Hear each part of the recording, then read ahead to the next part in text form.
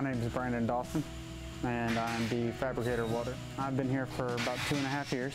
Here at SleepSafe, all of our beds start with the welding procedure.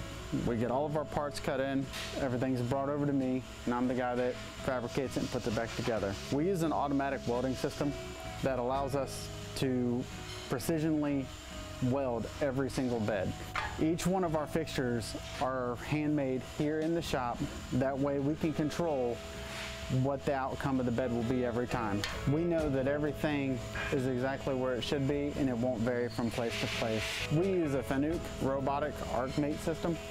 It's actually a Lincoln welder. It's a robotic welder that does aluminum welding. Each weld that we put into our bed frames are programmed precisely by this robot. We use aluminum MIG welding to make sure that we get good penetration through our welds, and that way the welds bond to each side.